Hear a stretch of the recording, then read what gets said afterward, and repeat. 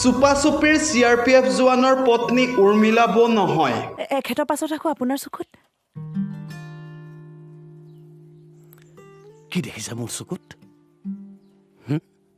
কোৱা না, কোৱা।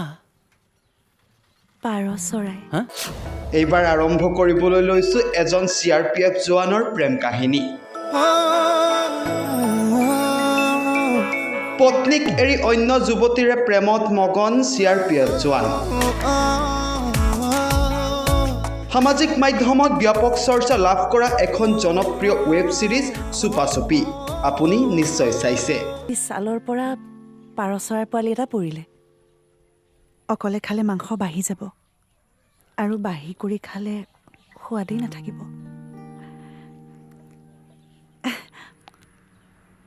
খাম মই, যাম। এজন CRPF জোৱানৰ পত্নীৰ অবৈধ প্ৰেম কাহিনীক লৈ নিৰ্মিত সিৰিজখনে ব্যাপক সমাদৰ লাভ কৰিছে দৰ্শকৰ। কিন্তু আজি আমি সেই উৰ্মিলা বৌ নহয়, এজন CRPF জোৱানৰ কাহিনীহে আপোনালোকক ক'ব বিচাৰিছোঁ। এইজন CRPF জোৱান মাজিদুল ইছলাম। মাজিদুল বিবাহিত, আছে এটি সন্তান। কিন্তু এগৰাকী পত্নীৰে মন নভৰা মাজিদুল পৰিল একে গাঁৱৰে আন এগৰাকী যুৱতীৰ প্ৰেমত। পত্নীৰ অজ্ঞাতে যুৱতীগৰাকীৰ সৈতে দ্বিতীয় বিবাহ কৰিলে গৌৰীপুৰৰ ফালিমাৰী প্ৰথম খণ্ড গাঁৱৰ মাজিদুল ইছলামে। প্ৰথমা পত্নীয়ে এই কথা গম পোৱাৰ পাছতেই খবৰ দিলে মহিলা সমিতি। মহিলা সমিতি গৈ উপস্থিত হ'ল মাজিদুলৰ ঘৰত। হাজবেণ্ড মাজিদুল ইছলামে দ্বিতীয় বিয়া কৰিছে।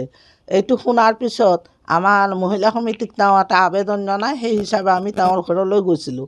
তেওঁৰ ঘৰত যোৱাৰ লগে লগে তেওঁ আমাক তালা বন্ধ দিম, বেলেগ মানুহ থিয় কৰাই থৈ আমাক অপমান কৰে। অপমান কৰাৰ পিছত আমি তাতে VDP ছেক্ৰেটাৰীৰ ঘৰলৈ যাওঁ। তেওঁৰ ঘৰত গৈ আমি গম পাওঁ যে সি সঁচাকৈয়ে বিয়া কৰিছে।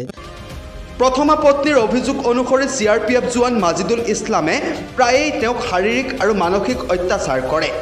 অৱশেষত স্বামীৰ অত্যাচাৰ সহিব নোৱাৰি নিজ সন্তানক লগত লৈ পিতৃগৃহলৈ উভতি আহে পত্নী। এতিয়া বুজিলেনে? উৰ্মিলা বৌৰ পাছত পৰি পাৰ মাংসৰ জোলৰ আশাত থাকিলেই নহ'ব।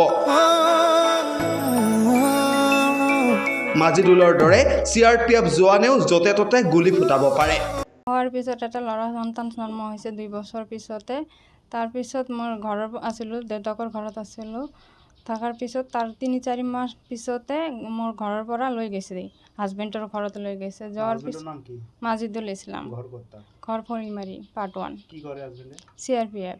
তাৰপিছতে মই গৈ পিনে জানা পালোঁ যে এটা ল'ৰা এই ছোৱালীৰ লগত তাৰ এক্সট্ৰা লাফে কৰিছে, অবৈধ সম্পৰ্ক চলি আছে।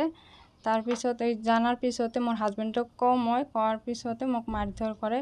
মই ফটো বা বেলেগে মোক আহি কোৱাৰ পিছত মই যদি তাক সোধোঁ, তাই মোক মাৰধৰ কৰে। ছোৱালীজনীক লৈ ঘূৰি বেড়াই, ফটো উঠে, ৰেষ্টুৰেণ্টত যায় বা চিনেমা চাবলৈ যায়।